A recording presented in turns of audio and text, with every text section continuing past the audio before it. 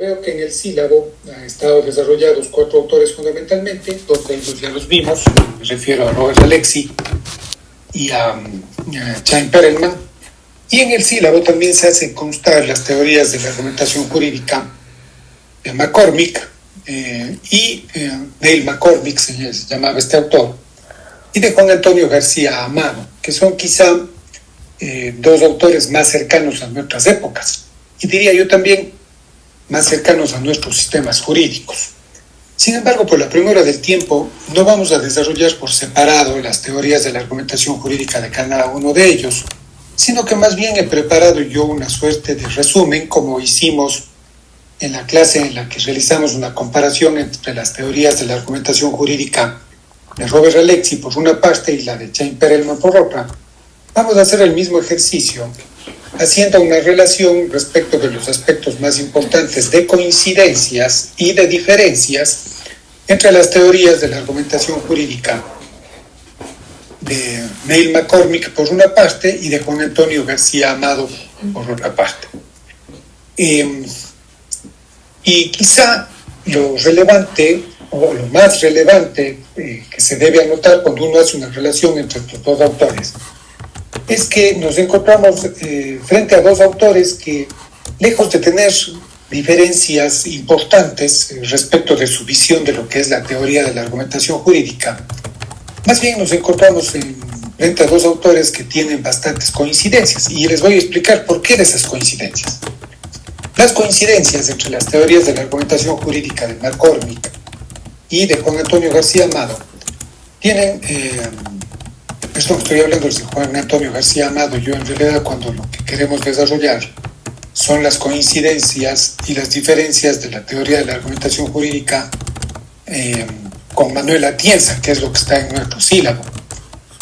Yo había estado diciendo Juan Antonio García Amado porque yo había tratado de tocar también el tema de Juan Antonio García Amado. Sin embargo, por la premura del tiempo vamos a dejarlo solamente en estas de McCormick y Atienza, ¿no? Entonces, haciendo esa rectificación, les decía que son más bien muchas las coincidencias entre las teorías de McCormick y de Manuel Atienza, debido a que McCormick es quien desarrolla quizá por primera vez de forma profunda lo que se conoce con el nombre de la teoría estándar de la argumentación jurídica. Ya voy a referirme a qué estamos hablando cuando hablamos de la teoría estándar de la argumentación jurídica. Él es el primero que toca este tema, pero luego Manuel Atienza es un desarrollador de esta misma teoría, es decir, los 2 se ubican dentro de esta forma de pensar respecto de la argumentación, que es la teoría estándar de la argumentación jurídica, pero siendo McCormick el precursor de esta idea y siendo posteriormente Atienza el desarrollador, y yo diría quizá quien con mayor profundidad desarrolló esta teoría denominada teoría estándar de la argumentación jurídica. Este modelo de argumentación jurídica, que se conoce con el nombre de teoría estándar de la argumentación, es un modelo de argumentación jurídica que se desarrolló teóricamente pasada la mitad del siglo pasado, del siglo XX, pero que tuvo un auge realmente importante en la última parte del siglo anterior, yo diría, sobre todo en la década de los 90, a finales ya del siglo y quizá en los primeros años previos a la década de los 90. Entonces, sintetizando esto, diríamos, desde el mediados de los 80 y la década de los 90 es donde más se desarrolla, y evidentemente ya en el siglo XXI esto ha logrado un impulso muy importante, sobre todo a partir del desarrollo de Manuel Atienza. Es quizá uno de los pensadores de la argumentación jurídica más seguidos de nuestros días. El profesor Atienza todavía desarrolla sus ideas iniciales sobre la teoría estándar de la argumentación jurídica, ¿no? Pero, ¿qué es esta teoría estándar de la argumentación jurídica respecto de las cuales coinciden Neil McCormick y coinciden Manuel Atienza? Quiero que recuerden siempre que McCormick es el precursor de esta forma de pensar y que luego Atienza, siguiendo el modelo de McCormick, más bien es su desarrollador posterior. Yo diría, corrige ciertos elementos desarrollados inicialmente por McCormick y los profundiza luego, ¿no? Pero esto de lo que estamos hablando, que es la teoría estándar de la argumentación jurídica, tratando de sintetizar en una frase que sea muy fácil de recordar, podríamos decir que consiste en que la idea de la argumentación jurídica tiene su sustento en que las decisiones de los jueces siempre deben estar fundamentadas en razones que tengan justificación y que sean producto de un ejercicio racional. Por eso se le llama teoría estándar de la argumentación, porque se cree que el estándar de la argumentación jurídica es precisamente ese, ¿no? De que las razones que se presentan en el ejercicio argumentativo sean razones, primero, que sean racionales, es decir, que sean producto del ejercicio del raciocinio humano, de un ejercicio mental. Recuerden ustedes que decíamos nosotros antes que la tarea argumentativa, pues sobre todo es una técnica que consiste en dar razones, pero razones desde el punto de vista de ideas o desarrollos de la razón, ¿no? Que son productos racionales, queremos decir con esto de razones, y que estas razones tengan a su vez una justificación. Por lo tanto, la teoría estándar de la argumentación jurídica sostiene que toda solución de un conflicto jurídico, teniendo su fundamento en razones racionales y justificables, deja absolutamente atrás todas aquellas formas de resolver los problemas jurídicos que estaban basadas en el autoritarismo judicial, me refiero, o incluso la voluntad simple o la libertad absoluta o el libre albedrío absoluto de los jueces. Lo que estamos diciendo en resumen entonces es que si bien el juez, a través de un ejercicio argumentativo, expone sus razones para resolver los conflictos, ese ejercicio argumentativo no puede estar fundamentado solamente en motivos que se deriven del poder omnímodo del juez. A la larga el juez es absolutamente poderoso dentro del proceso para resolver los problemas, ni tampoco de su absoluto y libre albedrío, sino que el juez tiene que producir las soluciones jurídicas que pronuncia, siempre sustentado en razones racionales y justificables, ¿no? Yo les decía, McCormick es el precursor, Alexis también ya nos hablaba de esto. Recuerden ustedes que Robert Alexis decía hay que dejar de lado aquel discurso simplemente moral, y esto tiene que fundamentarse más bien en razones jurídicas, y luego desarrolló el tema del silogismo jurídico y demás. Luego lo sigue McCormick y finalmente lo sigue Atienza, ¿no? Entonces, la primera coincidencia entre estos dos autores es esta idea central, siendo que McCormick es quizá el precursor de esto que se conoce como el modelo de la teoría estándar de la argumentación jurídica, y luego Manuel Atienza es el desarrollador de esa teoría estándar de la argumentación jurídica. Pero aparte de que tienen evidentemente semejanzas en esta idea central, hay otras semejanzas que ya se derivan del desarrollo mismo de las teorías propuestas por cada uno de ellos. Pero para desarrollar esas coincidencias, yo voy a hacer sí un ejercicio de explicar cuál es la idea central en el caso de la teoría de McCormick y la idea central de la teoría en el caso de Atienza, para a partir de la relación de esas dos ideas centrales tratar de establecer los puntos coincidentes y las diferencias, que serán pocas porque recuerden ustedes que decíamos se ubican en la misma escuela de la teoría estándar de la argumentación, ¿no? Entonces, ¿cuál es la idea o el enfoque fundamental de las ideas de Dale McCormick? McCormick puede resumir su pensamiento respecto de lo que es la teoría estándar de la argumentación diciéndose que McCormick lo que propone es una suerte de ejercicio que realiza el argumentador. Siempre estamos haciendo relación al ejercicio que realiza quien argumenta, ¿no? Entonces, quien argumenta realiza un ejercicio en el cual debe haber una consistencia que esté equilibrada, es decir, el argumento tiene que ser consistente, y ese argumento consistente tiene que encontrar un equilibrio con la realidad respecto de la que pretende argumentar. Entonces, para McCormick, el ejercicio argumentativo no solamente consiste en presentar razones. Ya decíamos hace un momento, las razones tienen que ser racionales, tienen que ser justificables. Yo diría, resumiendo esto en una palabra, no solo consiste en presentar razones consistentes, sino que las razones consistentes tienen que guardar un equilibrio con la realidad respecto de la que se pretende argumentar. Voy a trasladar esto al ejercicio argumentativo que realiza fundamentalmente el juez, porque quizá McCormick desarrolla su teoría de la argumentación jurídica sobre todo pensando en la tarea argumentativa de los jueces. Y dice McCormick, el juez tiene una fundamental misión cuando argumenta para resolver los problemas que son puestos en su conocimiento. Y esa labor fundamental que deben cumplir los jueces es la que deben asegurarse de que sus decisiones, en primer lugar, sean consistentes con el ordenamiento jurídico vigente. Fíjense aquí, voy a tomar una idea que ya lo habíamos desarrollado antes con Atienza y con Perelman, cuando decíamos que el razonamiento jurídico, el discurso jurídico, se distinguía del discurso moral. Esto lo preguntamos incluso en el examen que dimos en el interciclo, ¿no? Se distinguía del discurso moral, sobre todo porque el discurso jurídico está enmarcado dentro de un límite que es el ordenamiento jurídico.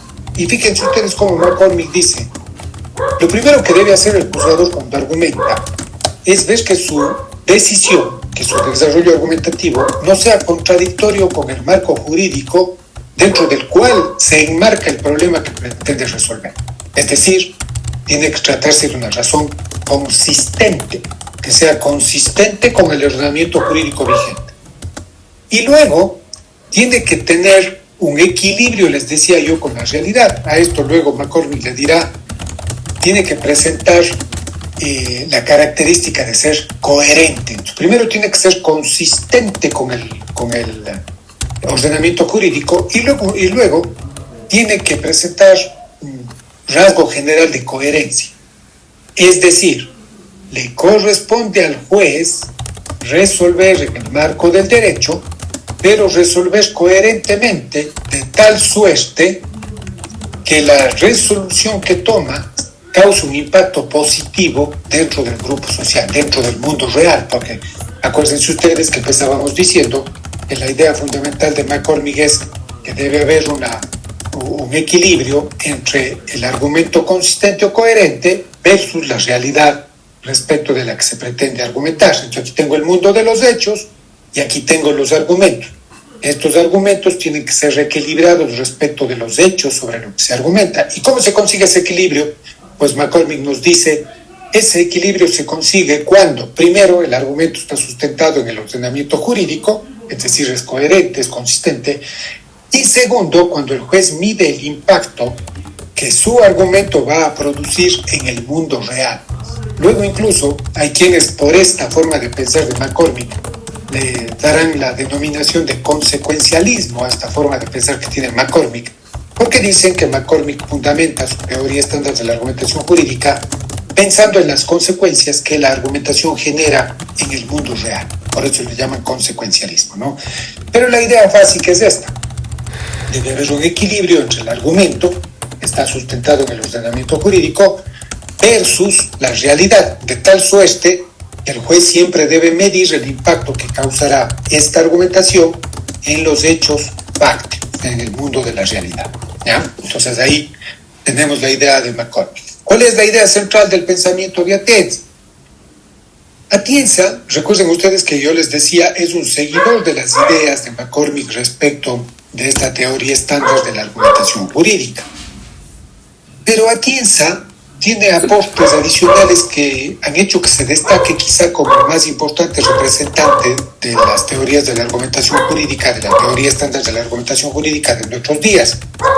Porque Atienza dice, hay que tener en cuenta en primer lugar que el derecho no son solamente las normas, no son solamente reglas. Nosotros ya hemos hablado de esto en clases también.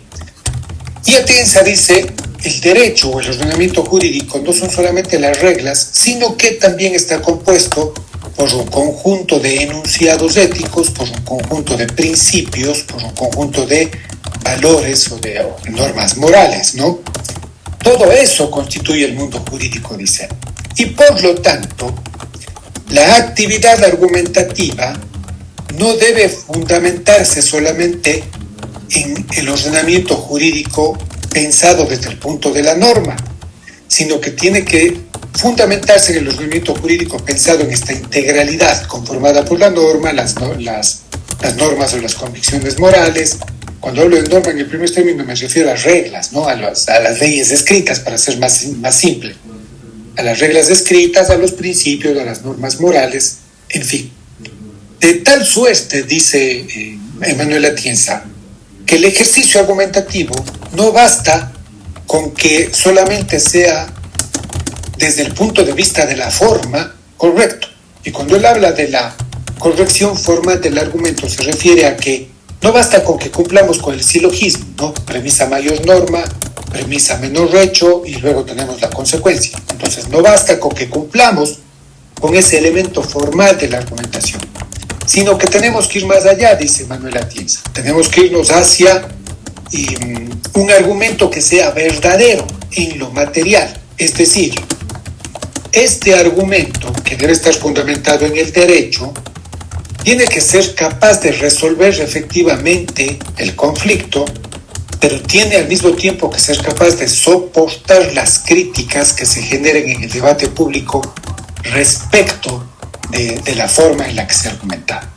Es decir, tiene que ser un argumento que cumpla con ser correcto formalmente, a esto él le llamará validez formal del argumento, pero que también sea correcto desde el punto de vista material, es decir, la validez material del argumento. ¿Y cuál es la validez material del argumento? Que efectivamente permita resolver el conflicto y que sea generalmente aceptado, quiere decir luego Atienza cuando dice que sea capaz de sostenerse en el debate público.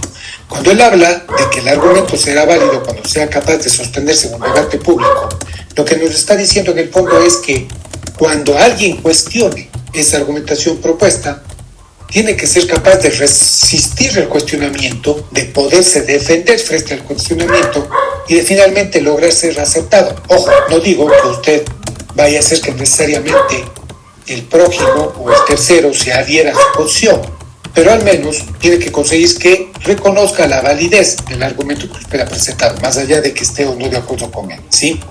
Entonces, tiene que cumplir con una validez formal, y formalmente quiere decir que el silogismo esté fundamentado, o este silogismo jurídico esté fundamentado en el ordenamiento jurídico, recuerden ustedes, conformado por reglas, principios, normas morales, en fin, que sea válido formalmente, pero que también sea válido materialmente, es decir, que en los hechos sea efectivamente capaz de resolver los problemas para los cuales se está argumentando, para los cuales se están presentando los fundamentos. ¿Hasta aquí alguna pregunta, chicos? Ya. Entonces tenemos ya resumidas las ideas centrales de McCormick y la idea central de Atienza. Entonces ahí sí podemos sacar unos elementos de coincidencia entre los dos partiendo de estas ideas centrales, ¿no? Entonces, ¿qué es lo que nos podemos nosotros fijar como puntos coincidentes entre estas dos formas de ver la teoría estándar de la argumentación jurídica, teniendo en cuenta lo que nos ha dicho McCormick y teniendo en cuenta lo que nos ha dicho Atienza? Yo diría, quizá lo primero que nosotros podemos rescatar como un elemento coincidente es que los dos, al igual que ya lo hicieron anteriormente Alexi y ya lo hizo anteriormente también Perelman, se alejan de esa posición radical positivista de pensar que solamente el derecho escrito es el válido. Recuerden que nosotros habíamos dicho, ventajosamente ya hemos superado esa idea que teníamos o que tenían los glosadores romanos de pensar que el corpus juris civilis con sus normas era absolutamente infalible, ¿no? Nosotros y demás, ¿no? Entonces, estos dos autores, McCormick y Atienza, se alejan también de ese positivismo radical, se alejan también de las ideas del naturalismo. Los dos dicen, no es que quien argumenta, y fundamentalmente el juez, porque yo les decía, los dos coinciden en que fundamentalmente hablan de la tarea argumentativa del juez, no es que el juez sea una persona que aplica mecánicamente una fórmula. Aquí es en donde, fíjense ustedes que sobre todo Atienza critica aquella postura de Alexi de resolver los conflictos a través de fórmulas matemáticas, ¿no? Entonces, Atienza dice, no es que el que argumenta sea un aplicador mecánico de una fórmula matemática o de una fórmula precisa y que con todos los problemas sea posible resolverlos aplicando simplemente esa fórmula. Eso sí puede pasar, dicen ellos, en los casos fáciles. Recuerden ustedes que habíamos hablado de la existencia de casos fáciles y difíciles. Eso sí puede pasar en los casos fáciles, en los que usted los resuelve con la aplicación del simple silogismo jurídico. Ahí yo sí hago una operación matemática, ¿no? Por ejemplo, hay normas que son indiscutibles que se pueden resolver a través de la aplicación del silogismo simple. Por ejemplo, si una persona muere, ¿cómo pruebo su muerte? Pues me voy a la norma del código que dice la prueba de la muerte será la respectiva partida, ¿sí? La partida de función. Ahí yo aplico el silogismo. La norma dice que la muerte se prueba con las partidas de defunción. Juan ha muerto, la consecuencia es debo probar la muerte de Juan con la respectiva partida. Entonces eso es un problema fácil que se resuelve con la simple aplicación del silogismo jurídico.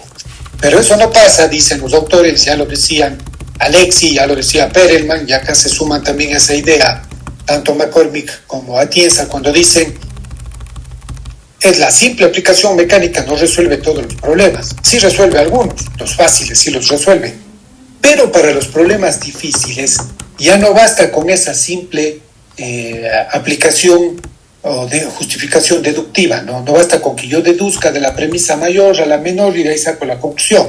Acá es necesario, dicen ellos, que se realice una justificación que va más allá de lo que es esa aplicación del silogismo jurídico básico. Y esa justificación se encuentra precisamente en el ejercicio argumentativo, que debe estar fundamentado en el ordenamiento jurídico en primer términos. Recordemos que ya los pensadores de la teoría estándar de la argumentación jurídica sostienen que siempre se debe hablar de la corrección formal del argumento, es decir, que esté enmarcado dentro del ordenamiento jurídico, pero esa justificación tiene también que encontrar una aplicación práctica, y aquí vamos a lo que decíamos hace un momento respecto a la validez material del argumento, ¿no?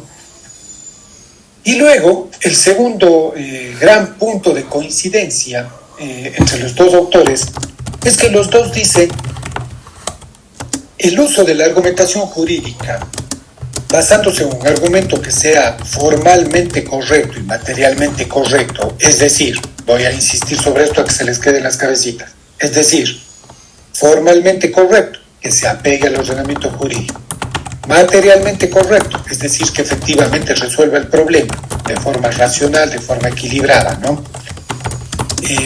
Entonces ellos decían, el uso de la argumentación bajo estos supuestos de corrección formal y material hacen que sea posible dejar la discrecionalidad del juzgador. Si nos estamos quejando de que los jueces abusan de la discrecionalidad, abusan del poder que tienen y resuelven los juicios como quieren, pues eso se soluciona a través del ejercicio argumentativo, señalan Atienza fundamentalmente, también lo habría hecho inicialmente McCormick, ¿no? Pero fundamentalmente Atienza dice, en los casos difíciles sobre todo, en los que parece ser que el juez a través de su poder y su discrecionalidad podría resolver como a él le dé la gana, perdónenme que utilice este término, que podría resolverlo arbitrariamente, en realidad esa arbitrariedad se ve atenuada o incluso eliminada cuando la argumentación jurídica se utiliza como ejercicio que sirve justamente para que el juez canalice a través del argumento primero la corrección formal del argumento o de la solución, es decir, que la solución se ajuste a sea socialmente aceptable, es decir, que tenga también la validez material. Y finalmente, eso no se consigue sino simplemente teniendo siempre en cuenta algo que ya nos había dicho Robert Alexi con anterioridad. Hay que tener en cuenta que ese ejercicio argumentativo jurídico está fundamentado en el hecho de que la idea jurídica o la razón jurídica es distinta de la idea moral o del razonamiento moral, porque la razón jurídica, el razonamiento jurídico está enmarcado dentro de un límite que lo constituye el ordenamiento jurídico. ¿Cuáles son las diferencias entre los dos pensadores? Yo creo que no hay diferencias que sean sustancialmente relevantes. Recuerden ustedes que empezamos la clase diciendo que Atienza era sobre todo un continuador de las ideas de McCormick respecto de la teoría estándar de la argumentación jurídica, que lo que hizo es mejorar algunos puntos de las ideas iniciales de McCormick y profundizarlos. Por lo tanto, no hay diferencias sustanciales.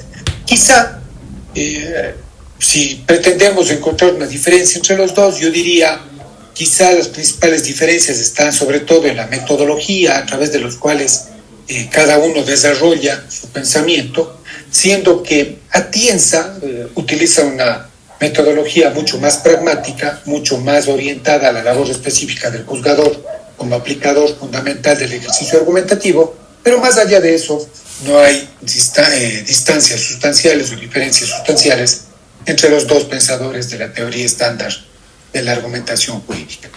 Con esto, estimadas señoritas y señores, le hemos dado una visión general al pensamiento de Neil McCormick, al pensamiento de Manuel Atienza, respecto de lo que es la teoría estándar de la argumentación jurídica. Hemos visto las ideas fundamentales de cada uno de ellos y los principales elementos de coincidencia entre los dos. ¿Alguna pregunta, por favor? No, doctor, todo está claro. Gracias, señorita García, es usted muy gentil. Entonces, siendo así, a partir de la próxima clase, la siguiente semana, vamos a empezar ya a hacer unos ejercicios de litigación oral. Y yo voy a empezar la siguiente clase a tratar con ustedes el tema de lo que consiste, a ver, ¿con qué empezaremos? Empezaremos con la teoría del caso. Vamos a empezar hablando de la teoría del caso, que es armar nuestra teoría dentro de los procesos judiciales y que se hace precisamente a través de un ejercicio argumentativo. Entonces, para ello, en la siguiente clase les he de mostrar un video pequeñito respecto de lo que es una presentación de una teoría del caso, para luego de ver ese video desarrollar algunas ideas teóricas sobre el mismo, ¿sí? Les deseo a todos que tengan un excelente feriado, les agradezco su atención, tengan todos una buena noche. Gracias, doctor. Gracias, doctor. Un lindo feriado.